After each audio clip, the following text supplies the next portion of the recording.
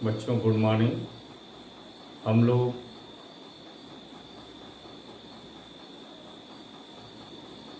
Physics first part में vector algebra पढ़ रहे थे और वेक्टर अलजेब्रा के एक चैप्टर को कंप्लीट कर दिया था और वेक्टर अलजेब्रा का दूसरा पार्ट जिसको आप रिलेटिव वेलोसिटी या रिलेटिव मोशन नाम से पढ़ रहे थे, हम लोग दूसरे पार्ट को स्टार्ट किए थे। दूसरे पार्ट में हम लोग ये पढ़ लिए थे कि एक ऑब्जेक्ट की वेलोसिटी दूसरे के विद रिस्पेक्ट निकालनी हो तो वेरियस कंडीशंस में कैसे निकालेंगे, इसकी प्रैक्टिस हम लोगों ने कर ली थी। अब रिलेटिव वेलोसिटी से रिलेटेड कुछ और भी चीज़ें छोटी मोटी इसको देख करके ये चैप्टर कंप्लीट कर लीजिए आज।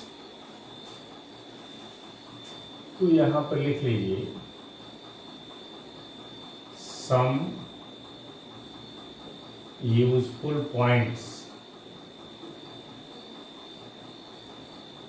जैसे सबसे पहली चीज हमने आपको एक बात बताई थी कि यदि दो ऑब्जेक्ट सेम डायरेक्शन में मोशन कर रहे हों और रिलेटिव वेलोसिटी निकालनी हो तो दोनों के वेलोसिटी के मैग्नीट्यूड को हम सबट्रैक्ट कर देते थे।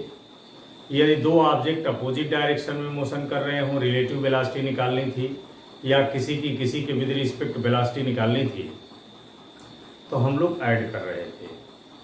और यदि दो ऑब्जेक्ट परपेंडिकुलर मोशन कर रहे हैं और एक की वेलोसिटी दूसरे के विद रिस्पेक्ट निकालनी थी तो अंडर रूट में पहले की स्पीड का स्क्वायर प्लस दूसरे की स्पीड का स्क्वायर, ये चार केस पढ़े थे लेकिन ये तीन मोटी मोटा इसको याद रखिएगा और ओरल इसको याद रखिएगा कि जब भी ऐसे केस आए तुरंत आप बोल दीजिए।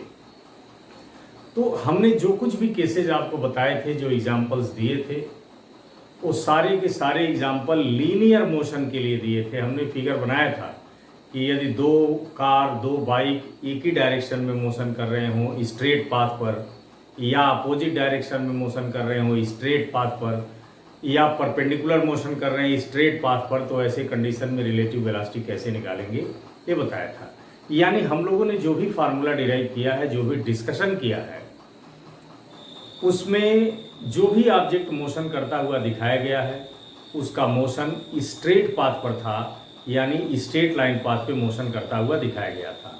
लेकिन यदि आपको ऐसा न्यूमेरिकल आ जाए कि जिसमें ऑब्जेक्ट स्ट्रेट पाथ पे मोशन ना करके सर्कुलर पाथ पे मोशन कर रहे हों और तब रिलेटिव वेलोसिटी निकालनी हो, तब भी सारे फार्मूलाज वही लगेंगे, कोई चेंज नहीं होना है। ये ढंग से याद रख लीजिएगा इस बात को कि दो ऑब्जेक्ट स्ट्रेट पाथ पर मोशन कर रहे हो, चाहे सेम डायरेक्शन में, चाहे अपोजिट डायरेक्शन में, चाहे परपेंडिकुलर, तो जो तरीका जो फार्मूला मैंने बताए हैं वही फार्मूला वही तरीके आप तब भी यूज कर देना जब ऑब्जेक्ट स्ट्रेट पाथ पर मोशन करने के बजाय सर्कुलर पाथ पे मोशन करने लगे। जैसे एग्जांपल के तौर पर मान लो कि ये आपकी अर्थ है,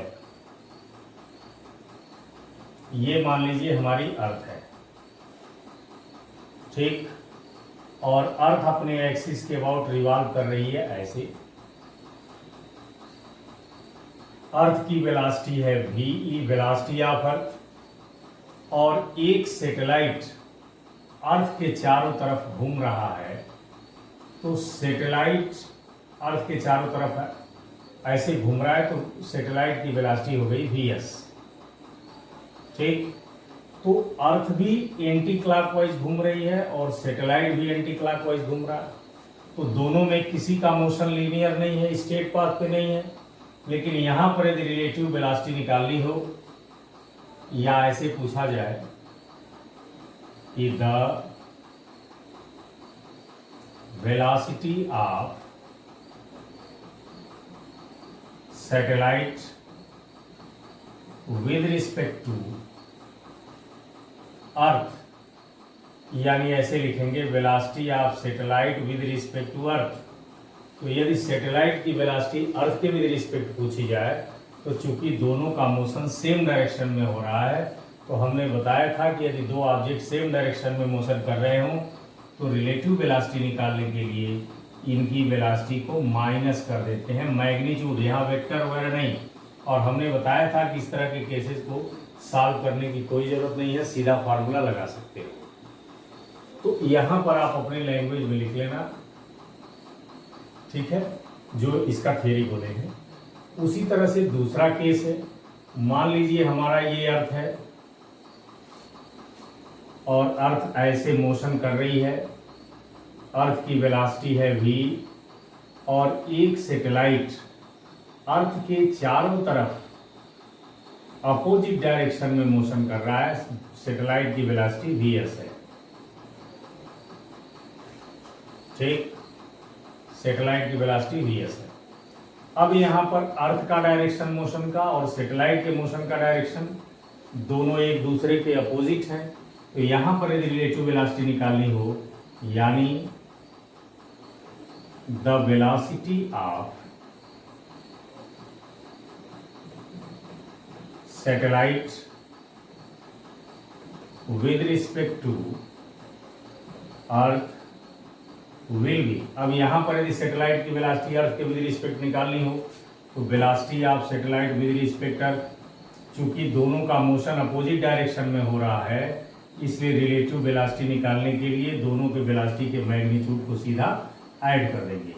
अब यदि अर्थ की वेलोसिटी दी हुई है और सैटेलाइट की वेलोसिटी दी हुई है, तो सैटेलाइट की अर्थ के विद रिस्पेक्ट पूछा तो दोनों को वेलोसिटी ऐड कर दीजिएगा।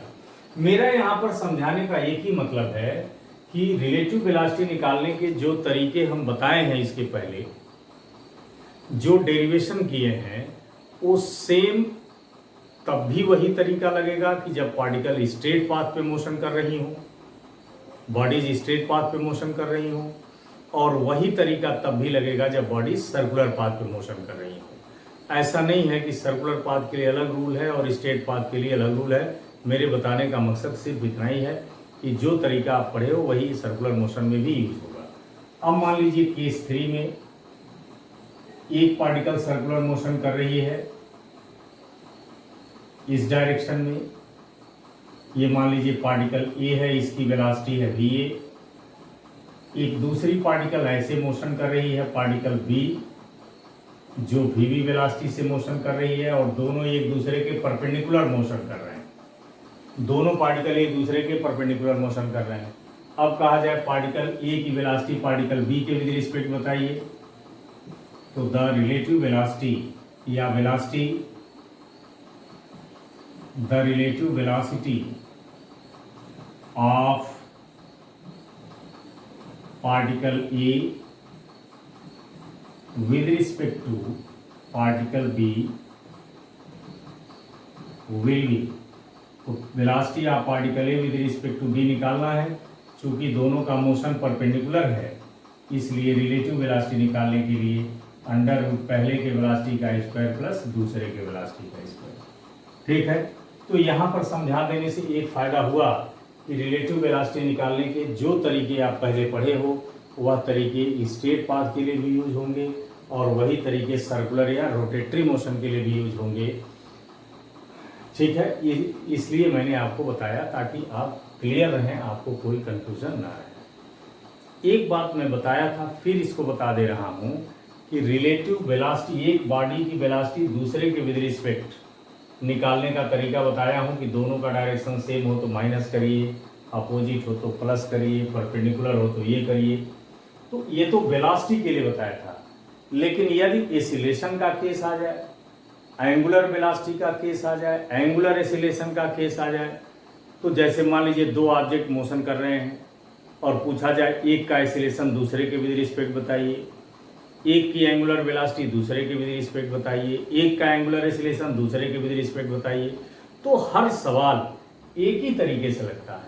मान लीजिए एंगुलर एसिलेशन एक का दूसरे के विद रिस्पेक्ट पूछा गया और दोनों ऑब्जेक्ट सेम डायरेक्शन में चल रहे हैं, तो दोनों के एंगुलर एसिलेशन को माइनस कर दीजिए।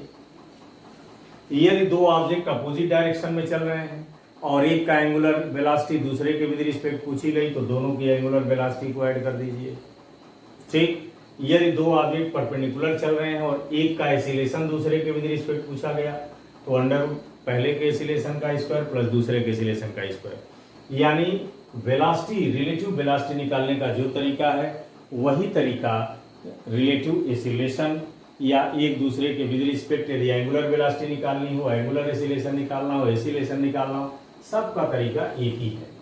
ठीक है ना, ये सब कंफ्यूज मत होइएगा, बहुत बड़ा टॉपिक नहीं है ये, बस एक समझने की बात है कि हम सारे क्वेश्चन एक ही तरीके से लगेंगे, चाहे आपसे वेलोसिटी पूछी जाए, चाहे एसिलेशन पूछा जाए, चाहे एंगुलर वेलोसिटी पूछी जाए, चाहे एंगुलर एसिलेशन पूछा जाए, चाहे मोशन स्ट्रेट पाथ पर हो रहा हो या मोशन सर्कुलर पाथ पे हो रहा हो या रोटेटरी मोशन हो रहा हो, हर केस में रिलेटिव वेलोसिटी एक ही जैसे निकाली जाती है।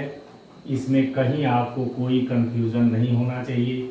बहुत सारे तरह के न्यूमेरिकल आपको आगे डेली लाइफ में मिलेंगे, तो कंफ्यूज मत होना, बस इतनी सी बात है। अब पॉइंट नंबर 4 में एक चीज देख लीजिए। मान लीजिए दो ऑब्जेक्ट हैं, ये two objects A and B are moving with velocities VA and VB respectively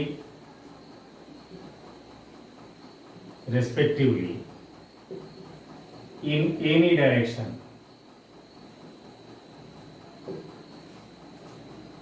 such that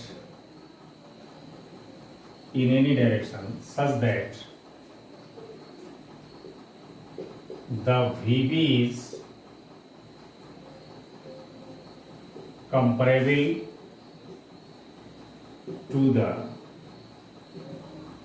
velocity of light, यानी VB की वैल्यू लाइट के वेलोसिटी के कंपेरेबल है।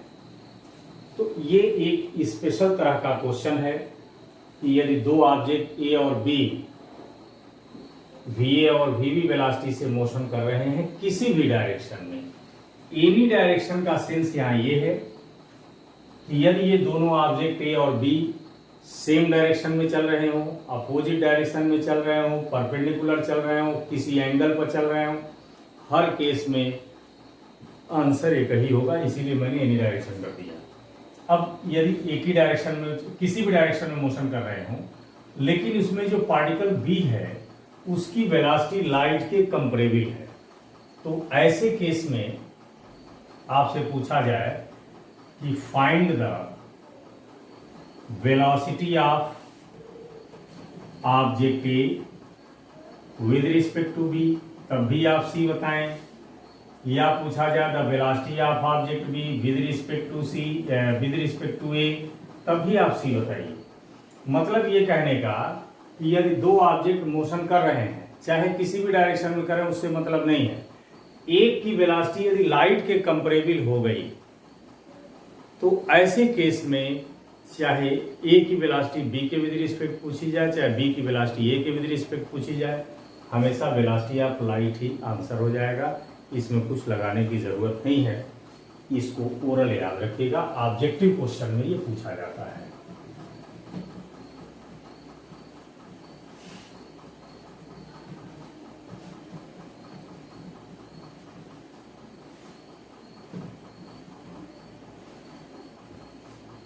अब नेक्स्ट हेडिंग लिख लो,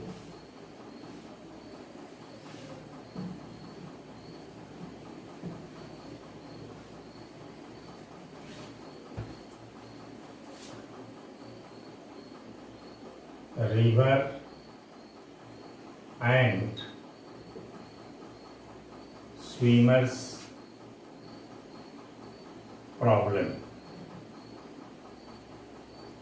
यानी इस हेडिंग में वे क्वेश्चंस बताए जाएंगे जो रिवर और स्विमर से रिलेटेड आते हैं, और इसमें दो केस स्पेशली एग्जाम में आता है और एक एक केस में 4-4 क्वेश्चन है, यानी कुल 8 क्वेश्चन इस हेडिंग में आपको मिल जाएंगे। ठीक है, इस हेडिंग को पढ़ने के पहले एक छोटी सी बात यहां देख लें। जैसे मान लीजिए पानी बह रहा है इधर, नदी बह रही है इधर, ये नदी का बहाव है। इस डायरेक्शन में नदी बह रही है और नदी बहने की वेलोसिटी है VW, वेलोसिटी ऑफ वाटर। तो मान लीजिए नदी इधर बह रही है, ठीक, और एक स्विमर इस डायरेक्शन में मोशन कर रहा है, यह है वेलोसिटी ऑफ स्विमर। ध्यान से देखना, दो ही तीन चीज आपको दिमाग में रखनी है। सबसे पहली बात कि यदि कहीं पानी बह रहा है और उसमें कोई स्विमर तैर रहा है, तो चूंकि पानी पर ही तैरेगा, तो कहीं भी पानी बह रहा है और स्विमर उस पर तैर रहा है, तो पहला बात ये दिमाग में रखना कि स्विमर जिस डायरेक्शन में तैर रहा है वो जाएगा उस डायरेक्शन में नहीं। जब पानी बह रहा हो और उसमें कोई आदमी तैर रहा हो, तो जिधर वो तैरेगा उधर नहीं पहुंचेगा, तैरेगा किसी और तरफ, पहुंचेगा किसी और तरफ। ये पहली चीज दिमाग में अपने याद रखना, ठीक है। जब भी कहीं पानी बह रहा हो, रेस्ट में ना हो, पानी बह रहा हो और उसमें कोई आदमी तैर रहा हो, तो जिस डायरेक्शन में वो तैर रहा है वो उस डायरेक्शन में नहीं पहुंचेगा, तैरेगा किसी और तरफ और पहुंचेगा किसी और तरफ। तो पहली चीज कि यदि पानी बह रहा है और स्विमर तैर रहा है, तो स्विमर तैरेगा किधर और पहुंचेगा किधर, ये पहली चीज आपको याद रखनी है। तो मान लीजिए कैसे आप जानेंगे कि तैरेगा किधर और पहुंचेगा किधर? उसके लिए तरीका क्या है कि पानी जिधर बह रहा है उधर एरो बना लिया और स्विमर जिधर तैर रहा है उधर एरो बना लिया। अब इन दोनों का रिजल्टेंट खींच दीजिए, ये रिजल्टेंट, ठीक। तो स्विमर तैर इधर रहा है लेकिन जाएगा इधर, यानी तैर तो रहा है स्विमर ए से बी की तरफ, लेकिन वो पहुंचेगा ए से सी की तरफ। तो यहां पर दो चीज आपको बताई गई। पहला क्या बताया गया कि यदि कहीं पानी बह रहा हो और कोई स्विमर पानी में तैर रहा हो, तो स्विमर जिधर तैरेगा उधर पहुंचेगा नहीं, तैरेगा किसी और तरफ, पहुंचेगा किसी और तरफ। ये बात दिमाग में रखना। अब किधर तैरेगा तो किधर पहुंचेगा, इसका बड़ा आसान सा तरीका है। पानी जिधर बह रहा है उधर की ओर एरो बना लो और जिधर स्विमर तैर रहा उधर की ओर एरो बना लो। उनका जो रिजल्टेंट होगा, पैरेललोग्राम मेथड से आप जानते हो वेक्टर का रिजल्टेंट निकालना, तो रिजल्टेंट ये होगा। तो रिजल्टेंट बता देगा कि आदमी तैर भले ही रहा इधर लेकिन पहुंचेगा इधर। इस तरह से मान लीजिए पानी इधर बह रहा है, ये वेलोसिटी ऑफ वाटर है, और कोई इधर तैर रहा है, ये वेलोसिटी ऑफ स्विमर है। अब तैर इधर रहा है, पानी इधर बह रही है, तो स्विमर जाएगा किधर यदि आपसे पूछना हो, तो इनसे भी मिलके एक रिजल्टेंट बना लीजिए। ये यानी तैरेगा वो ए से बी की तरफ लेकिन पहुंचेगा ए से सी की तरफ। तो स्विमर जा इधर रहा था लेकिन पहुंच इधर जाएगा। तो पहली चीज ये आप फिक्स कर लीजिए अपने दिमाग में कि यदि कहीं पानी बह रहा हो और उसमें कोई तैराक तैर रहा हो, तो वह तैरेगा किसी और तरफ और जाएगा किसी और तरफ। किधर तैरेगा और किधर जाएगा, इसके लिए हमने आपको तरीका बता दिया। कहीं भी कोई केस आता है तो आप देख लीजिए कि किधर तैर रहा है उस डायरेक्शन को बना लीजिए, पानी किधर बह रहा है उस डायरेक्शन को बना लीजिए, तो उनका जो रिजल्टेंट होगा उसी तरफ जाएगा। एक बात याद रखिएगा। याद रखने वाली जो दूसरी बात है, यही सब बात छोटी छोटी याद रखेंगे तो ये सब क्वेश्चंस आसान हो जाएंगे आपको। दूसरी बात कि यदि कोई स्विमर स्टिल वाटर में जिस स्पीड से तैर रहा है उसकी स्पीड काउंट कर लीजिए। कोई स्विमर स्टिल वाटर में मैक्सिमम जिस स्पीड से तैर सकता है उसको आप काउंट कर लीजिए। आप फिर उसी स्विमर को किसी स्ट्रीम में तैराइए, बहते हुए पानी में तैराइए। तो स्विमर स्टिल वाटर में जितनी स्पीड से तैर पा रहा था, बहते हुए पानी में उतनी स्पीड से नहीं तैरेगा। या तो उससे कम स्पीड से तैरेगा या उससे ज़्यादा स्पीड से तैरेगा। यानी दूसरी महत्वपूर्ण बात कि स्विमर की वेलोसिटी जो स्टिल वाटर में होती है उतनी स्ट्रीम में नहीं होती है। यदि पानी बह रहा है तो उसमें उतनी स्पीड नहीं होगी जितनी स्पीड उसकी शांत जल में थी। तो कोई भी तैराक शांत जल में जिस स्पीड से तैर सकता है, बहते हुए पानी में उस स्पीड से नहीं तैर सकता। बहते हुए पानी में उसकी स्पीड शांत जल में तैरने वाली स्पीड से या तो कम होगी या ज़्यादा होगी। तो हमेशा स्टिल वाटर में स्विमर की यदि वेलोसिटी दी हो तो बहते हुए पानी में उसकी वेलोसिटी क्या होगी, ये सवाल जरूर आपसे पूछा जाता है। तो ये दिमाग में रखना कि शांत जल में जिस स्पीड से वो तैर ले रहा है, बहते हुए जल में उसकी वो स्पीड नहीं होगी, बहते हुए जल में इसकी स्पीड अलग हो जाएगी। ठीक है, तो ये दो बात मोटी मोटा आप अपने दिमाग में रखिएगा, तो चीजें पढ़नी आसान हो जाएगी। अब हमारी मेन हेडिंग है river and swimmers problem. River and swimmers problem में दो तरह के केस आपसे पूछे जाते हैं। तो पहले एक केस डिस्कस किया जाए, फिर दूसरा केस डिस्कस किया जाए। Case 1,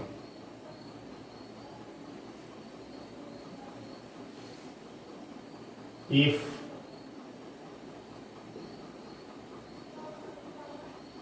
swimmers wants to cross the river in shortest distance, ये पहला केस है। यानी यदि कोई तैराक, यदि कोई स्विमर ये चाह रहा है कि वो किसी नदी को कम से कम डिस्टेंस में पार कर जाए। देखिए, if swimmers wants to cross the river, या टेंस भी लिख सकते हो, if swimmer wants to cross the river in या अलोंग शॉर्टेस्ट पाथ या इन शॉर्टेस्ट डिस्टेंस, यानी कोई तैराक है जो नदी के एक किनारे पर खड़ा है और नदी को कम से कम डिस्टेंस में पार करना चाहता है, तो उसके लिए उसे किधर तैरना चाहिए, कितने देर में नदी को क्रॉस करेगा, किधर तैरेगा तो किधर जाएगा, कितना टाइम नदी को क्रॉस करने में लगेगा, स्टिल वाटर में उसकी वेलोसिटी इतनी है तो बहते हुए पानी में कितनी होगी। तमाम तरह के सवाल आपसे पूछे जाते हैं, ध्यान से इसको समझिए। मान लीजिए कि ये एक नदी है, ये एक नदी है रिवर, इसकी चौड़ाई d है और नदी का पानी इस डायरेक्शन में बह रहा है।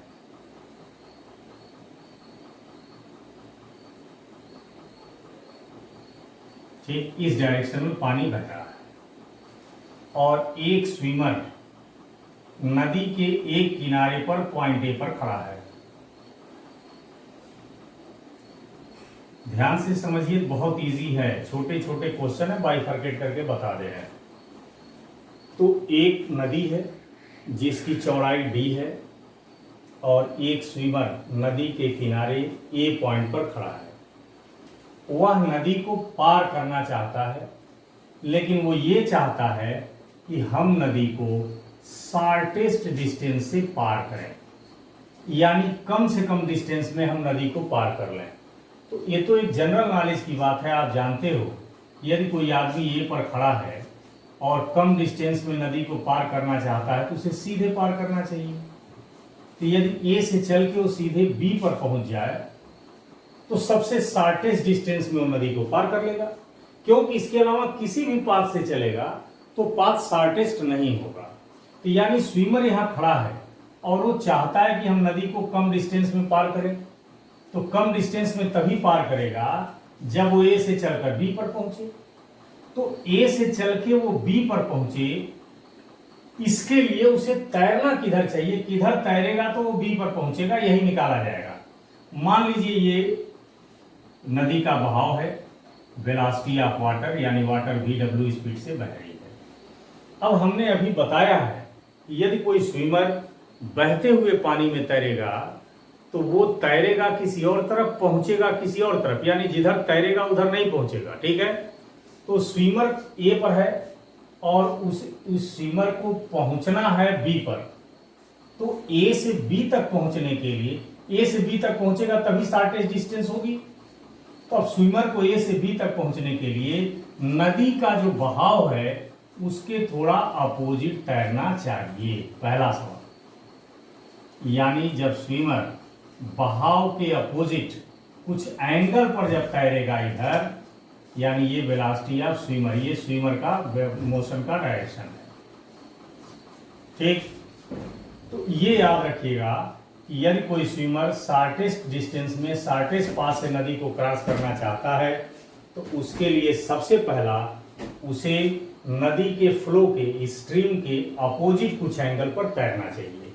यहां पर जो वीएस है, ये वीएस है velocity of swimmer in still water, ये याद रखिएगा। यानी ये वीएस स्टिल वाटर में वेलोसिटी है। तो स्विमर ए पर है, पहुंचना है बी पर, तो उसे तैरना किधर चाहिए, फ्लो के अपोजिट, यानी ए से सी की तरफ। तो स्विमर को तैरना है ए से सी की तरफ, ठीक। तो ए से सी की तरफ जब तैरेगा तो मान लीजिए स्विमर इधर तैर रहा है, नदी का फ्लो इधर है, तो कोई पूछे जाएगा किधर, तो अभी बताया हूं, इसके लिए पैरेललोग्राम बना लीजिए और पैरेललोग्राम का यही रिजल्टेंट होगा, यानी इसी तरफ जाएगा वो। यानी स्विमर तैर इधर रहा है और पहुंचेगा ए से बी तक, और जब ए से बी तक पहुंच जाएगा तो समझिए शॉर्टेस्ट डिस्टेंस में वो नदी को क्रॉस कर लिया। ये स्विमर की स्पीड वीएस स्टिल वाटर में है, और मान लीजिए जब बहते हुए पानी में तैरेगा तो उसकी स्पीड v हो गई, यानी v is the velocity of swimmer in stream. ये तो स्टिल वाटर में, जब पानी शांत है तब वो इस स्पीड से तैर सकता है, लेकिन जब बहते हुए पानी में तैर रहा तो उसकी स्पीड मान लिया v है। अब चूंकि ये पैरेललोग्राम बना है इसलिए जितना ये होगा उतना ये होगा, तो यदि ये VW है तो ये भी हो जाएगा VW, ठीक। तो सबसे पहला सवाल कि यदि कोई स्विमर किसी नदी को शॉर्टेस्ट डिस्टेंस में क्रॉस करना चाहता है तो उसे किधर तैरना चाहिए, पहला सवाल। तो पहले सवाल का आंसर लिख लीजिए, to cross the river in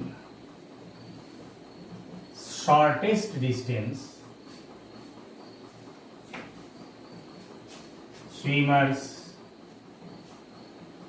should be swim in opposite to the flow of stream at angle theta. यानी शॉर्टेस्ट डिस्टेंस में नदी को क्रॉस करने के लिए स्विमर को फ्लो के अपोजिट थीटा एंगल पर क्रॉस करना चाहिए। दूसरा पूछा जाता है कि स्विमर कितने एंगल पर तैरना चाहिए, यानी एंगल पूछा जाता है। तो इस एंगल को निकालने के लिए आप ले लीजिए राइट एंगल ट्रायंगल एबीसी,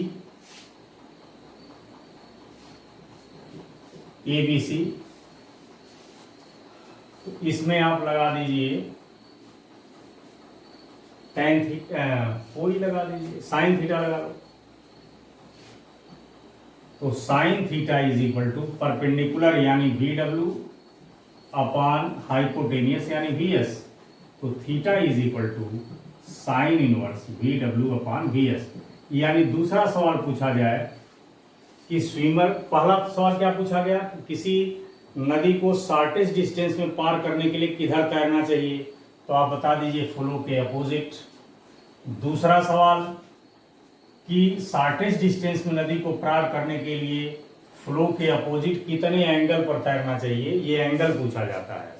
तो उसमें स्विमर की वेलोसिटी स्टिल वाटर में पता होनी चाहिए और वाटर की वेलोसिटी पता होनी चाहिए, तो कितने एंगल तैरना चाहिए निकल जाएगा। तीसरा सवाल पूछा जाता है कि स्विमर की बहते हुए पानी में क्या स्पीड होगी, यानी the velocity of swimmer in stream. Stream में स्विमर की वेलोसिटी निकालनी हो, यही भी तो इसी राइट एंगल ट्रायंगल का इस्तेमाल कीजिए।